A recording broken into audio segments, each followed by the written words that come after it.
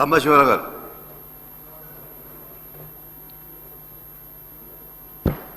Thank you sir. ఈ బడ్జెట్కి సంబంధించి ఇది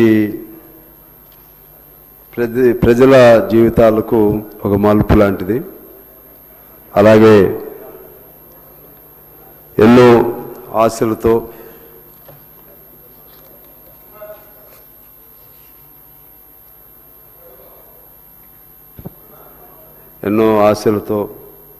సరే అక్కడ చాలామందికి తెలియదు, ఎవరి పనుల్లో వాళ్ళు ఉంటారు.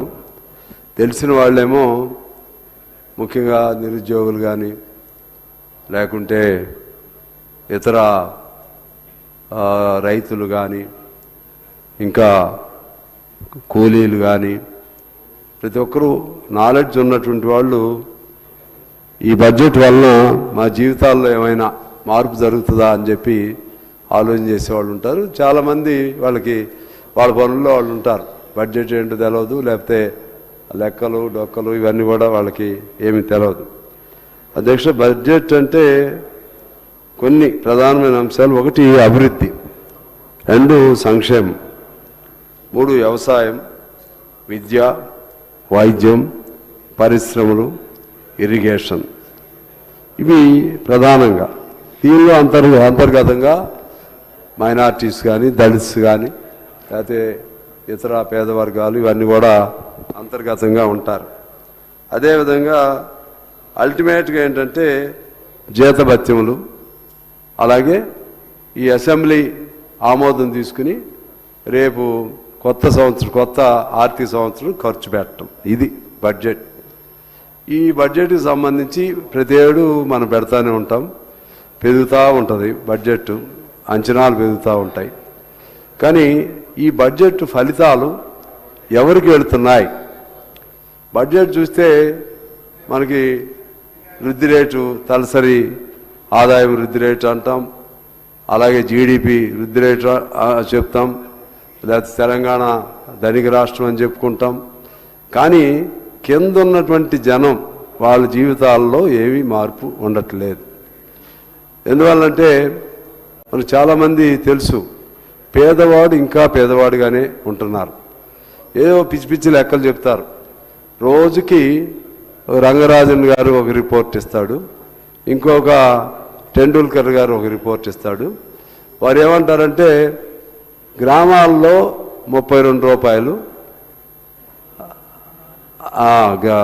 గ్రామాల్లో 32 రూపాయలు, పట్టణంలో 40 రూపాయలు ఆదాయం దాటితే వాళ్ళందరూ కూడా ధనికులే. దాంట్లో ఎంత వస్తుంది అధ్యక్ష? 30 రూపాయలు అంటే నెలకు దాదాపు 1000 రూపాయలు, లేకపోతే 40 రూపాయలు అంటే 1200. అంటే 1000-1200 వచ్చిన వాళ్ళందరూ కూడా బిలో పావర్టీ లైన్ దాటినటువంటి వాళ్ళే వాళ్ళు ధనికులు అని లెక్కలు తీస్తున్నారు. దాని ప్రకారంగా ఈ బడ్జెట్లు లెక్కలేస్తారు. మరి ఇప్పుడే మన మినిస్టర్ గారు చెప్పారు, దానం నాగేంద్ర గారు మన రాష్ట్రంలోనే 1,15,00,000 బిలో పావర్టీ లైన్ కార్డులు ఉన్నాయి అధ్యక్ష. అంటే వాడు పేదవాడా ఉన్నవాడా? అంటే బడ్జెట్ని అంచనా వేయటంలోనే ఒక రొటీన్ ప్రాసెస్లో నడుస్తున్నారు తప్పితే ఒక సూక్ష్మంగా సీరియస్గా ఈ బడ్జెట్లో అంచనాలు వేయలేకపోతున్నారు అనేది నా అభిప్రాయం. అందువల్ల మౌలికంగానే ఈ బడ్జెట్ ఫలితాలు జనరల్ అభివృద్ధి కాకుండా ఆ అభివృద్ధి ఫలితాలు లాస్ట్ పర్సన్కి అందుతున్నాయా లేదా, అది ఇవాళ మనం ఆలోచన చేయాలి. లాస్ట్ పర్సన్ అంటే మూలనున్నటువంటి ఏమీ తెలియనటువంటి రిక్షా దొక్కేవాడు కానీ, లేకపోతే పేమెంట్స్ మీద పడుకునేవాడు కానీ, లేకుంటే గిరిజన గూడాల్లో కోయి గూడాల్లో కాడి నెత్తి భుజం మీద పెట్టుకుని ఆ రోజు తిండి కోసం తిరిగేటువంటి అనేక మంది అన్నార్థులకు కానీ ఇటువంటి వాళ్ళందరికీ కూడా ఈ బడ్జెట్ ఫలితాలు అందాలి. ఆ విధమైనటువంటి ఫోకస్ అనేది జరగట్లేదు అధ్యక్ష. అది అందుకని బడ్జెట్ని ఎప్పుడు చాలామంది మేధావులు చెప్తూ ఉంటారు, ఇది వ్యక్తి కేంద్రంగా ఉండాలి. ఏ బడ్జెట్ అయినా సరే ప్రతి వ్యక్తికి ఆ ఫలితాలు రీచ్ అయ్యే విధంగా ఉండాలి. అది లేదనేది నా పాయింట్.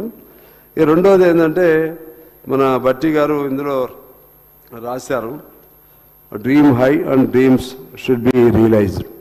అది తప్పులేదు, సంతోషం. ఎందుకంటే ప్రతి అంశానికి కూడా ఒక లక్ష్యం ఉండాల్సిందే. వివేకానందుడు కూడా చెప్తాడు, arise awake and stop not till the goal is reach. అంటే మొదలెట్టినటువంటి కార్యక్రమం ఆగే వరకు, పూర్తయ్యే వరకు ఆగొద్దు. ఇలా లక్ష్యం లేకపోతే, లక్ష్యం లేనివారు, ముందు చూపు లేనివారు, దారి తెన్ను లేని, గమ్యం లేని అసమర్థులుగా మిగులుతారు. అందువలన ఆ లక్ష్యంలో భాగంగానే 47 నాటికి 3 ట్రిలియన్ ఆర్థిక వ్యవస్థ కొరకు కూడా విజన్ పెట్టుకున్నారు. అదేమీ తప్పు కాదనేది నా అభిప్రాయం. ఎందుకంటే ఉన్న బడ్జెట్ విధానంలో లోపం ఉంది, కానీ ఈ ఉన్న విధానంలోనే వాళ్ళు ఒక లక్ష్యం పెట్టుకున్నారు. ఆ లక్ష్యాన్ని చేరటం కోసం వాళ్ళు అన్ని ప్రయత్నాలు చేయాలి. ఇవాళ మన చాలామంది మాట్లాడుతుంటే నాకు సరదాగా అనిపిస్తుంది. ఏమని మాట్లాడతారంటే, ఏదన్నా నిధి తగ్గిందనుకోండి, ఒక బడ్జెట్ పద్దులో ఒక రంగానికి డబ్బులు తగ్గితే అవి ఎందుకు తగ్గించారు అంటారు. లేకపోతే లోటు వస్తే అది లోటు ఎందుకు వచ్చింది అంటారు. మరి అప్పు అయితే అప్పు ఎందుకు అంటారు. అప్పు వద్దు, అన్ని రంగాలకు డబ్బులు కావాలి, లోటు వద్దు. అంటే వాళ్ళు అధికారంలో ఉన్న చోటేమో ఇంకో రకంగా ఉంటారు, ప్రతిపక్షంలో ఉంటే ఇంకో రకం. ప్రాక్టికల్గా ఆలోచన చేయాల్సినటువంటి అవసరం ఉందనేది నా అభిప్రాయం అధ్యక్ష. ప్రాక్టికల్గా ఆలోచన చేయాలి. ఉన్న పరిస్థితి ఇది. ఈ ఉన్న పరిస్థితుల్లో దేనికి ప్రాధాన్యత ఇస్తున్నారు, దేనికి ఇవ్వట్లేదు. ఓ సినిమాలో పర్చూరి గోపాలకృష్ణ గారు అని ఫేమస్ సినిమా రైటర్ ఉంటారు అధ్యక్ష. ఆయన ఒక డైలాగ్ రాస్తాడు. ఆయన ముఖ్యమంత్రి గురించి వ్యంగ్యంగా రాస్తూ, ఆయన భార్యని చూస్తానికి ఆమెకి జబ్బు వస్తే వెళితే, దేశాన్ని ప్రజలను వదిలి భార్య కోసం వెళ్ళినటువంటి ముఖ్యమంత్రి ఆయన ప్రజల మనిషి ఎలా అవుతాడు అంటాడు. లేదు నాకు ప్రజలే ముఖ్యం, నా భార్య కాదని ఆగాడు అనుకోండి. సొంత భార్యను, కుటుంబాన్ని చూడలేనటువంటి వ్యక్తి ఆయన ఈ జనాలను ఏం చూస్తాడని అంటాడు. అది సినిమాలో డైలాగ్. పర్చూరి గోపాలకృష్ణ గారు అట్లనే అటు అంటున్నారు, ఇటు అంటున్నారు. మరి ఏం చేయాలి? పరిష్కారం చెప్పాలి కదా. వాళ్ళు పరిష్కారం చెప్పరు. పరిష్కారం చెప్పకుండా అంతకుముందు టీఆర్ఎస్ మిత్రులు అధికారంలో ఉన్నారు, వారు కూడా కొత్తదనం ఏమన్నా అప్పుడు చేశారా? లేదు. ఆ కొత్తదనానికి భిన్నంగా వీళ్ళేమన్నా చేస్తున్నారా? వీళ్ళు చేయట్లేదు. లేకపోతే బీజేపీ మిత్రులు ఉన్నారు, కేంద్రంలో ఉన్నారు, వారు ఏమైనా కొత్తదనంగా చేస్తున్నారా? అందరూ నమూనా ఒకటే, అందరూ నకలు ఒకటే, అందరూ చేసే సిస్టమ్ ఒకటే. అంతా బాగుంటే మేము అంటారు, బాగోపోతే ఇంకో వాళ్ళ మీద చెప్తూ ఉంటారు. ఇది జరుగుతుంది. ఈ ఉన్న పరిస్థితుల్లో ఎంత మేరకు మంచి జరుగుతుంది, ఎంత మేరకు చెడు జరుగుతుంది, అది మనం పరిశీలన తీసుకుంటే అధ్యక్ష, ఇది ఈ బడ్జెట్లు అనేవి ఎప్పుడు కూడా పూర్తిగా ఖర్చు ఎప్పుడు అవ్వట్లేదు అధ్యక్ష. ఎప్పుడు పెడతారు. ఎందుకంటే ఇంతకుముందు బీఆర్ఎస్ వారు చాలా చేశారు కాబట్టి దాన్ని ధీటుగా ఉండటం కోసం వాళ్ళు పెట్టిన పథకాలు, ఆ పథకాల ప్రకారం మనం పెట్టలేదనుకో మనం వెనకబడతాం. కాబట్టి సహజంగా కాంగ్రెస్ వాళ్ళకంటే కొద్దిగా ఎక్కువ కేటాయింపులు. దీన్ని రీచ్ అవ్వటం కోసం అనేసరికి అసలు ప్రాబ్లం అక్కడ వస్తుంది. రీచ్ అవ్వాలంటే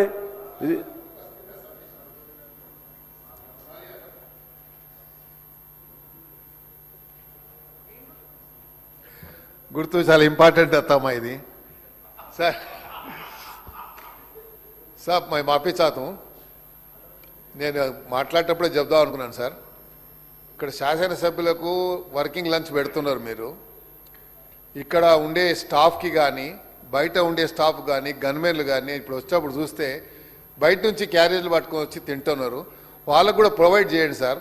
భోజనం లేక చాలామంది స్టాఫ్ మెంబర్సు, మన గన్మెన్లు, వీళ్ళు ఎత్తుకుంటున్నారు భోజనం ఎక్కడ తినాలని. సో హౌస్ నడిచేటప్పుడైనా కనీసం వర్కింగ్ లంచ్ ఉన్నప్పుడు వాళ్ళకు భోజనం పెట్టేయండి సార్. స్టాఫ్కి, పోలీసు మొత్తం అందరు కూడా సార్.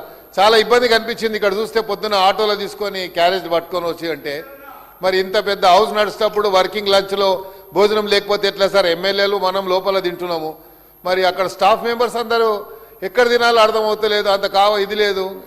వాళ్ళకు కూడా దయచేసి స్టాఫ్ మెంబర్స్కి అందరికీ పోలీస్ కానీ ఇర్రెస్పెక్టివ్ ఆఫ్ ఎనీ డిపార్ట్మెంట్ వాళ్ళకు కూడా భోజనం ఎల్ఏ మినిస్టర్ గారు దయచేసి రేపటి నుంచి అన్న వర్కింగ్ లంచ్ ఉంటే పెట్టండి దయచేసి. సారీ సార్, నన్ను పెట్టమని నేను పెడతా, మా అత్తమ్మ పర్మిషన్ ఇవ్వమని. అయితే అధ్యక్ష, మీకు 2014-15 అంటే కొంతమంది చెప్పారు కదా డబ్బులు ఎక్కువ పెడుతున్నారు, దానికి తగ్గట్లు ఖర్చులు పెట్టట్లేదని. ప్రతి బడ్జెట్లోనూ అధ్యక్ష 14-15లో 39,386 కోట్లు ఖర్చు కాలేదు. 15-16లో 34,166 కోట్లు ఖర్చు కాలేదు. 16-17లో 37,663 కోట్లు ఖర్చు కాలేదు. 17-18లో 30,444 కోట్లు ఖర్చు కాలేదు. 18-19లో 34,254 కోట్లు ఖర్చు కాలేదు. 19-20లో 13,984 కోట్లు ఖర్చు కాలేదు. 20-21లో 23,684 కోట్లు ఖర్చు కాలేదు. 21-22లో 20,743 కోట్లు ఖర్చు కాలేదు. 22-23లో 19,247 ఖర్చు కాలేదు. 23-24లో 64,000 కోట్లు ఖర్చు కాలేదు అధ్యక్ష. 24-25 అంటే పోయిన సంవత్సరం 24,206 కోట్లు ఖర్చు కాలేదు.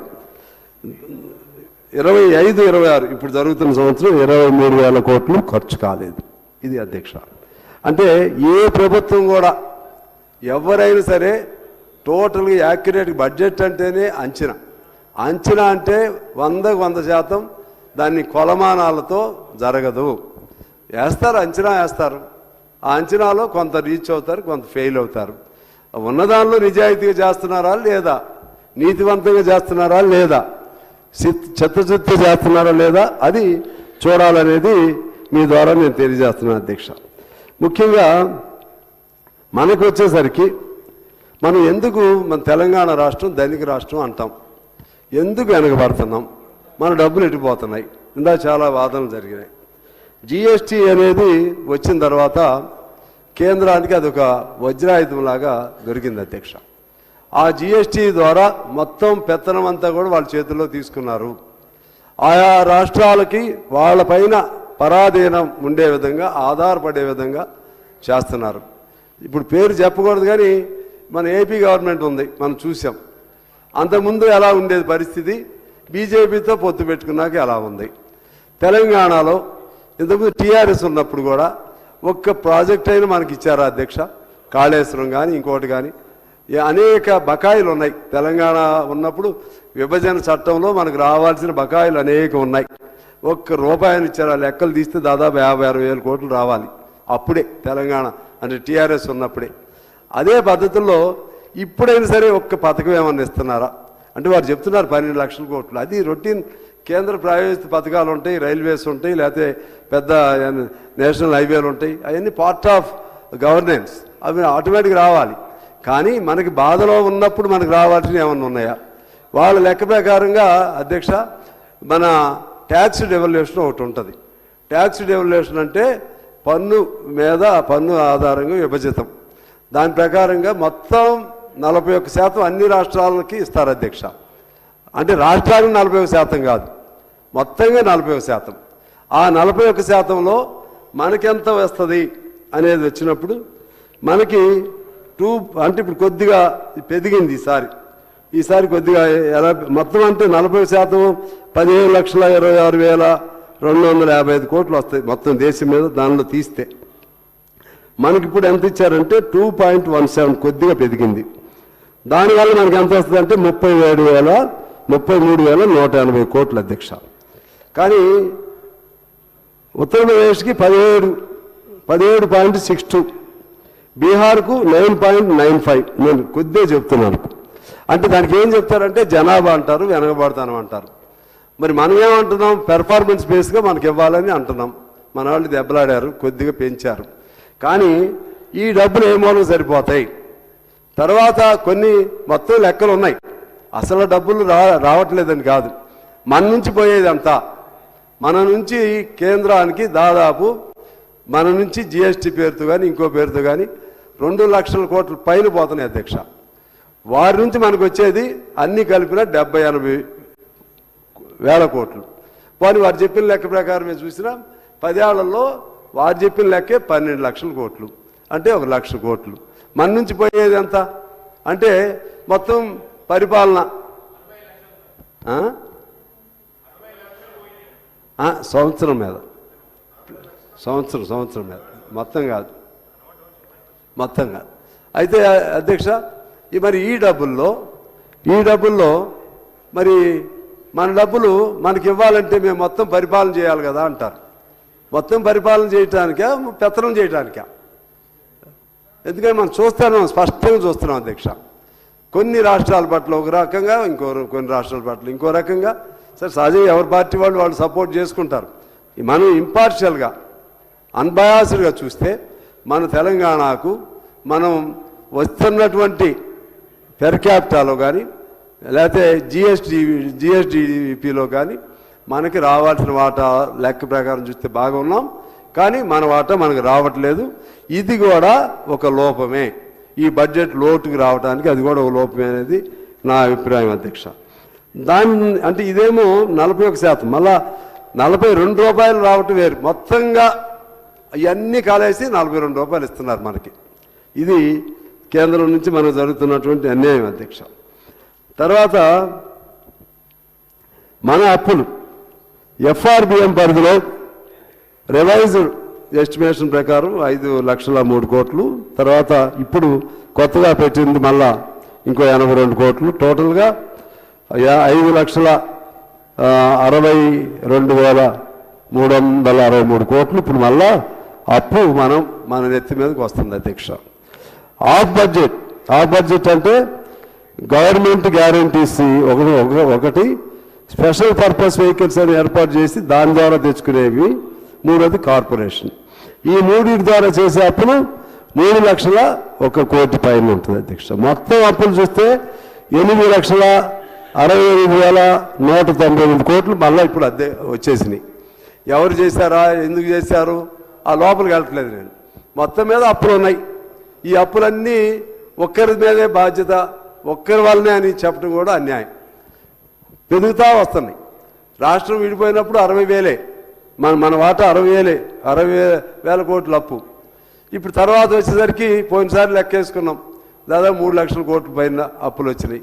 ఇవి కాక లేదా ఆఫ్ ద బడ్జెట్ ఇవి కాక, అందువలన వాళ్ళు అప్పు చేశారు, వీళ్ళు కూడా చేయాల్సి వస్తుంది. ఆ అప్పును తీర్చడం కోసం మళ్ళీ వీళ్ళు అప్పు. టోటల్గా ఇది ఒక వెషియస్ సైకిల్ లాగా, ఇది ఆగదు, ఇది నడుస్తూనే ఉంటుంది. ఆగకపోతే అప్పులు తీర్చాలి, అప్పులు తీర్చకపోతే మళ్ళా బండి నడవదు, జీతాలు ఇవ్వాల్సిందే, లేకపోతే అన్నీ చేయాల్సిందే. మరి ఎట్లా దీని పరిష్కారం? ఆ పరిష్కారం ఆలోచన చేయాల్సినటువంటి అవసరం ఉంటుంది. శ్రీధర్ బాబు గారు, దీని మీద మీరు సీరియస్గా ఆలోచన చేయండి సార్. ఎందువల్లంటే అందరం చెప్తాం, విమర్శ పెట్టాలంటే నేను కూడా చెప్తా, విద్యారంగానికి మీరు ఎంత పెట్టాలి, లేకపోతే దళితులకు ఎంత ఇవ్వాలి, లేకపోతే వ్యవసాయ రంగాన్ని ఎంత కోత పెట్టారు, ప్రతి రంగం మీద మీరు చెప్పినవన్నీ కూడా విమర్శ పెట్టవచ్చు నేను. కానీ నాకు పెట్టబుద్ధి కావట్లేదు. ఎందుకంటే knowing fully well about your financial condition, ఎట్లా పెట్టాలో అర్థం కావట్లేదు, ఎట్లా విమర్శ పెట్టాలో అర్థం కావట్లేదు. విమర్శ పెట్టడం కోసం విమర్శ పెట్టవచ్చు, కానీ విమర్శ పెట్టాలంటే దానికి పరిష్కారం ఏంటి? అందువల్ల మీరు పరిష్కారాన్ని వెతుక్కోవాలి. మన్మోహన్ సింగ్ గారు, పివి నరసింహారావు గారు చేశారు చూసారా. అవసరమైతే మరి ఏమైనా బంగారం లాంటిది ఉంటే తాకట్టు పెడతారా? ఎందుకంటే మీరు తప్పు తీసుకోవద్దు, ఏదున్నా సరే ఇది వాళ్ళైనా మన ఇప్పుడు భారం మీ మీదకి వచ్చేసింది. నేను అనేది ఏంటంటే, తర్వాత ఇది కాక మళ్ళీ బకాయిలు ఉన్నాయి. అసలు మీకు పెద్ద తలనొప్పి ఇది. మీరు స్కీములైనా అమలు చేయటంలో 2 రోజులు లేట్ అయ్యి సారీ చెప్పొచ్చు. పెన్షన్ ఆడవాళ్ళకి ఇచ్చే 4,000 ఇస్తామన్నారు, 2,500ది, లేకపోతే ఇతర పెన్షన్స్ ఇస్తామన్నారు. అది నమస్కారం పెట్టి కొద్దిగా లేట్ అయిద్దమ్మా అని చెప్పొచ్చు. కానీ ఇమీడియట్గా ఇప్పుడు రిటైర్ అయిన ఉద్యోగస్తులది ఉంది, వాళ్ళది ఇవ్వకపోతే మా డబ్బులు మేము దాచుకున్న డబ్బులు అంటున్నారు. లేకపోతే ఫీజు బకాయిలు ఉన్నాయి, వాళ్ళకి పిల్లల బాధలు. ఇలా ఇప్పుడు ఇమీడియట్గా 70-80 వేల కోట్లు నాకు తెలిసి, నాకు కరెక్ట్ ఫిగర్ లేదు, ఇమీడియట్గా మీకు మళ్ళా బకాయిలు ఉన్నాయి. ఎట్లా బయటపడతారు అసలు దీని నుంచి ఎలా బయటపడతారు?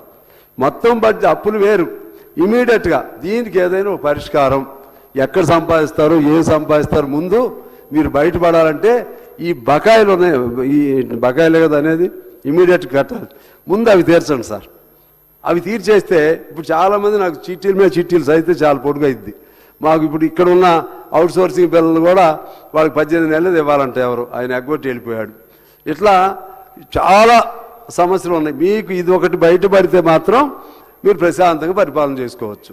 ఆ 70-80 వేల కోట్లు ఎట్లా సంపాదించుకుంటారు అది ఆలోచన చేసుకోవాల్సిన అవసరం ఉంది. మిగిలినప్పుడు చిన్నగా తీర్చుకోండి. తర్వాత ఇంకా చాలా ఈ మధ్య చాలా ప్రయత్నాలు కూడా చేశారు. కానీ మరి కొంత కేంద్ర ప్రభుత్వం కూడా మనకు సహాయం చేయాల్సిందే, లేకపోతే మీకు చాలా ఇబ్బంది అవుతుంది. కేంద్ర ప్రభుత్వం దగ్గర కూడా మీరు ఘర్షణ అయితే పెట్టుకోవట్లేదు, కేంద్ర ప్రభుత్వంతో కూడా బాగానే సఖ్యత ఉంటున్నారు. అయినా ఆయన మనసు మామూలు మనసు కాదు. నరేంద్ర మోడీ గారు అంటే చాలా ఐరన్ మ్యాన్, స్టీల్ పర్సన్. అందువల్ల అంత తొందరగా ఏం కరగడు. కానీ ఏం చేస్తారో అది కూడా మీరు చేసుకోవాల్సినటువంటి అవసరం ఉంది అధ్యక్ష. అదేవిధంగా అడగాలి, వాళ్ళది కూడా బాధ్యత కదా, అడిగి తెప్పిస్తే వాళ్ళకి మంచిది లేరా. తర్వాత అధ్యక్ష ఇంకోటి, అసలు మన దేశం మన రాష్ట్రం ముఖ్యంగా ఇది ధనిక రాష్ట్రమా పేద రాష్ట్రమా నాకు ఎప్పుడూ డౌట్ ఉంటుంది అధ్యక్ష. ఎందుకనంటే మామూలుగా ఈ పెర్ క్యాపిటా చూస్తే చాలా ఉంటుంది. పెర్ క్యాపిటా మనది 10.5కి అంతకు వచ్చింది పెర్ క్యాపిటా. 10.5 అది పాత దాని మీద గ్రోత్. అది జీడిపి కూడా గ్రోత్ నెంబర్ 1లో ఉన్నాం. ఓవరాల్గా కూడా సంపదగా కూడా చూసినా ఎక్కువే. మనం అప్పట్లో నిజాం నవాబ్ కాలంలో కూడా మనది ధనిక రాష్ట్రం అని చెప్పేది. హైదరాబాదు ప్రపంచంలోనే నిజాం అత్యంత సంపన్నవంతుడని ధనిక దేశం కింద, ధనిక అప్పుడు రాష్ట్రం కింద చెప్పుకునేవాళ్ళు. కానీ తెలంగాణ తలసరి ఆదాయం 4,18,931 ప్రతి మనిషికి ఉన్న ఆదాయం. అది వృద్ధి రేటు 10.2. అంటే మన వాళ్ళు చెప్తున్నారు పోయినసారి కంటే తగ్గింది వృద్ధి రేట్ అని చెప్తున్నారు. సరే ఇప్పుడు కూడా we stand first among all other states of the nation. జాతీయ తలసరి ఆదాయంతో పోలిస్తే వాళ్ళకి తలసరి ఆదాయం 2,19,000 అధ్యక్ష. మనం డబుల్ వాళ్ళకంటే ఎక్కువ ఉన్నాం. అలాగే జీడిపి వారికి 80% ఉంది, మనం 10.6 నుంచి ఇప్పుడు 10.7కి వచ్చింది మన జీడిపి. అంటే మొత్తంగా చూస్తే ధనిక రాష్ట్రం. అలాగే ప్రతి మనిషి పైన అప్పు కూడా 2 లక్షలు ఉంది అధ్యక్ష, అప్పు కూడా. దీనిలో నా పాయింట్ ఏంటంటే 4,18,000 తలసరి ఆదాయం ఉన్నాయా అందరి దగ్గర? ఉన్నాయా? జీడిపిలో ఇన్ని లక్షల కోట్లు అందరికి దేని బట్టి లెక్కేస్తారు అంటే మొత్తం డబ్బులన్నీ ఒక చోట పోగేసి ఇది ధనిక రాష్ట్రం అని చెప్తారు. అందులో పేదవాడిది రూపాయి ఉంటుంది, పెద్దవాడిదేమో ₹1,00,00,000 ఉంటుంది. అది చూసి సంతృప్తి పడవద్దు. ఇది నా పాయింట్. మన ధనిక రాష్ట్రం అని చెప్పుకోవద్దు. ప్రతి పేదవాడికి తిండి దొరికితే, ప్రతి పేదవాడు పిల్లల ఫీజులు ఇబ్బంది పడకుండా కట్టగలిగితే, ప్రతి పేదవాడు హాస్పిటల్కి వెళ్ళి మధ్యలో తిరిగి రాకుండా ఉండగలిగితే, ప్రతి పేదవాడు మంచి బట్టలు కొనుక్కోగలిగితే, పౌష్టికాహారం తినగలిగితే అది ధనిక రాష్ట్రం కింద చెప్పాలి అధ్యక్ష. ఇది ధనిక రాష్ట్రం కాదు. మన బడ్జెట్ ఆ వైపు రూపకల్పన చేయాలి. వ్యక్తి కేంద్రంగా. కేరళది నేను మీకు ఉదాహరణ చెప్తాను అధ్యక్ష. కేరళలో నా మాటలు వింటలేదు శ్రీధర్ బాబు గారు, మీకు చాలా ఉపయోగం ఉంటుంది. కేరళలో extreme poverty, aeration of extreme poverty తీసుకున్నారు. ఎట్లా తీసుకున్నారు? అక్కడ కడు పేదలు ఎంతమంది, నేను చెప్పే పాయింట్ ఏంటంటే వ్యక్తి కేంద్రిక బడ్జెట్. అక్కడ ఏం చేశారంటే బాగా పేదవాళ్ళందరూ ఇళ్ళు ముందు ఐడెంటిఫై చేశారు, వాళ్ళని బయటేశారు. ఎక్స్ట్రీమ్ అంటే ఆగర్భ దరిద్రులు వాళ్ళని తీసుకున్నారు, వాళ్ళని బయటేశారు. అట్లా మీరు చేయకపోతే మీరు ఎంత ఖర్చు పెట్టండి, ఎంత చేయండి, అక్కడే ఉంటాడు, ఇక్కడే ఉంటాడు, అసమానతలు పెరిగిపోతూనే ఉంటాయి. ఉన్నవాడి దగ్గర ఉంటుంది. లెక్క వచ్చినప్పుడు అది ఇది కలిసినప్పుడు మనది ధనిక రాష్ట్రంగా అనిపిస్తుంది. అందుకని అందులో ఉన్న లిటరసీ కానీ అందులో ఉన్న మంచి ఏమైనా ఉంటే అవి కూడా చేస్తే మీకు మంచి పేరు వస్తుంది అనేది నా సూచన. అలాగే ఇక బడ్జెట్లో 5-6 పాయింట్లు చెప్పి నేను క్లోజ్ చేస్తాను అధ్యక్ష. తర్వాత ఇంకో మాట, మనది సంపద British Raj to billionaire Raj అనే పేరుతో ఒక ఎకానమిస్ట్ ఒకటి రాశాడు. అప్పుడు మనం 1% ప్రజల చేతుల్లో 21% సంపద ఉండేది మన స్వాతంత్రం వచ్చినప్పుడు. ఇప్పుడు ఎంత ఉందంటే 1% ప్రజల చేతుల్లో 90% సంపద వచ్చింది అధ్యక్ష. సంపద 1% ప్రజల్లో పోగుబడిపోయింది. అదేవిధంగా 10% ప్రజల చేతుల్లో 90% ఆస్తి ఉంది. మొత్తంగా చూస్తే ఆకలి సూచికలో మన దేశం 117వ స్థానంలో ఉంది. ఆకలి సూచికలు అంటే దేశం 5వ ఎకానమీ, ఇప్పుడు 4వ ఎకానమీలోకి వెళ్ళిపోతున్నాం. కానీ ఆకలి సూచికలో 117 స్థానంలో ఉంది. ఇప్పుడు ఇవన్నీ మీకు దీనికి సంబంధం ఏంటని అనుకోవాల్సిన అవసరం లేదు అధ్యక్ష. ఇవన్నీ బడ్జెట్ రిలేటెడ్, ఇవన్నీ బడ్జెట్. ఇదేం ఓవరాల్ పిక్చర్ నేను చెప్పేది. లోపలికి వెళితే దాన్ని బేస్ చేసుకుని బడ్జెట్లు చేయమని నా కోరిక. ఇక రెవెన్యూ బడ్జెట్లోకి వస్తాను అధ్యక్ష. రెవెన్యూకి వచ్చేసరికి మీరు చాలా జాగ్రత్తగా ఆలోచన చేయాల్సిన అవసరం ఉంది. రెవెన్యూలో ఏమీ సిస్టమ్ బాగుపడలేదు. తెలంగాణ మన కాంగ్రెస్ పార్టీ అధికారంలోకి వచ్చినాక అప్పుడు సాదా బైనామాలు 9 లక్షలు ఉన్నాయి అధ్యక్ష. కనీసం 5% కూడా సెటిల్ కాలేదు. దానికి అనేక అడ్డంకులు. సాదా బైనామా అంటే అసలు పట్టేదారు సంతకం పెట్టాలి, ఆయన పెట్టడం, డబ్బులు ఇవ్వాలి. అసలు కొంతమంది చచ్చిపోయి ఉంటారు, పెట్టరు.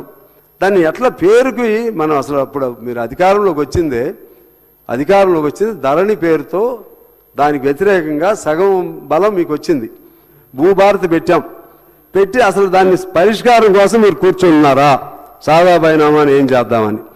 అదేవిధంగా ఏజెన్సీలో కానీ లేకపోతే కొన్ని చోట్ల కానీ ఆ రోజున దొరలు ఉన్న చోట కాస్తు కాలం ఒకటి ఉండేది అధ్యక్ష. కాస్తు కాలం అంటే పట్టేదాడు పేరుతో అస్సలు పట్టేదాడు, పాత పట్టేదాడు పేరు ఆడుంటుంది. కాస్తు కాలం ఏమో ఎవరు అనుభవం ఉంటే అనుభవదారుల కాలం. ఆ కాలం తీసేశారు ఆ ప్రభుత్వం ఉన్నప్పుడు. పెడతా ఉన్నారు మీరు, ఇంతవరకు పెట్టలేదు.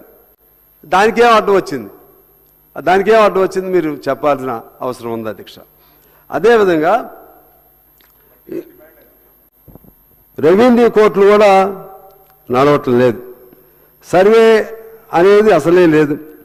రీసెటిల్మెంట్ రిజిస్టర్ RSR అది నడవట్లేదు. అంటే అవి సర్వే నెంబర్ మిస్ మ్యాచ్ ఉంటే దాన్ని సరిచేసే దిక్కే లేదు, సరిచేసే వాళ్ళే లేరు. అంటే వీటన్నిటికీ ఏం చేయాలి? సర్వే చేసి అప్పుడు కేసీఆర్ గారు చెప్పేవాడు మొత్తం టోటల్ సర్వే పెట్టిస్తానని. 1930లో మనకు సర్వే జరిగింది అధ్యక్ష. 1930లో అప్పటి వరకు సర్వే లేదు. రోజు ప్రతి చోట తెలంగాణలో అయితే రిజిస్ట్రేషన్ లేవు, సర్వే లేదు.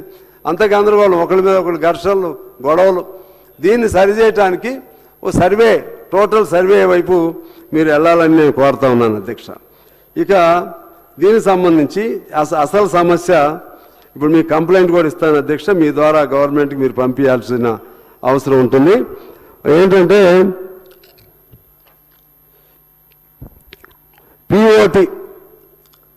POT అంటే ప్రొహిబిషన్ ఆఫ్ ట్రాన్స్ఫర్. అంటే ఇది మన అసైన్మెంట్ ల్యాండ్లు ట్రాన్స్ఫర్ చేయకుండా ఉండేది ప్రొహిబిషన్. దాన్ని ట్రాన్స్ఫర్ చేసే అవకాశాన్ని అప్పుడు ప్రభుత్వాలు ఆలోచన చేస్తే బొజ్జా తారకం, కోనేరు రంగారావు గారు లాంటి వాళ్ళు పేదవాడికి ఇచ్చింది పేదవాడి కిందే ఉండాలని ఫైట్ చేశారు.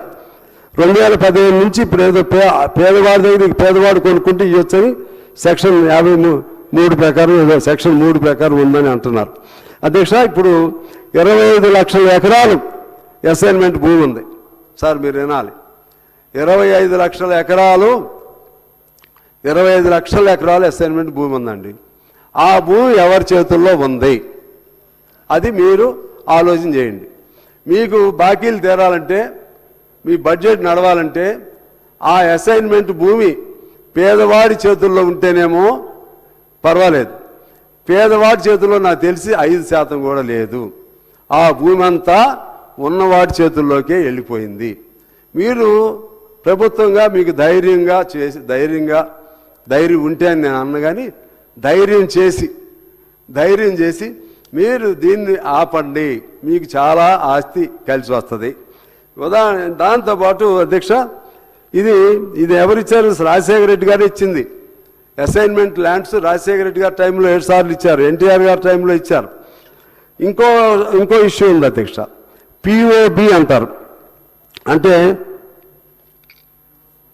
ఇది సోమేష్ కుమార్ గారు ప్రొహిబిషన్ ఆఫ్ బుక్.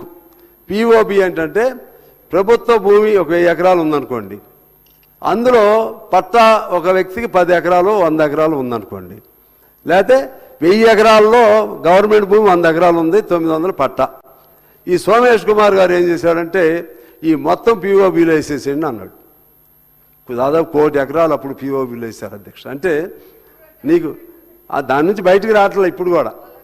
దాని నుంచి ఇప్పుడు ఏంటంటే పిఓబి అంటే ఏంటంటే అధ్యక్ష ప్రొహిబిషన్. ఆ భూమి సపోజ్ ఒక 100 ఎకరాలు రైతులకు, 100 ఎకరాలు ప్రభుత్వం ఉంది, 900 రైతులతో ఇంకోటి ఉంది. ఈ 100 ఎకరాలు పోకూడదు కాబట్టి మొత్తాన్ని ప్రొహిబిషన్లు పెట్టండి. ఇది ఇప్పుడు కొద్దిగా బయటకు వస్తుంది అంటారు. ఇదైతే అసైన్మెంట్ మాత్రం రావట్లేదు. దీని మీద మీరు సీరియస్గా చూడాలి. రైతుల బాధలు అక్కడే ఉన్నాయి. 9 లక్షలు సాదాపైన వాళ్ళు అలాగే ఉంది. అసలు దీని వలన ఏం మార్పు వచ్చింది అని సిన్సియర్ గుండె చేసుకుని ఆలోచన చేస్తే ఏం పెద్దగా మార్పులు రాలేదని చెప్పడానికి నేను చింతిస్తున్నాను. స్నేహితులు కదా, స్నేహంగా చెప్పాలి.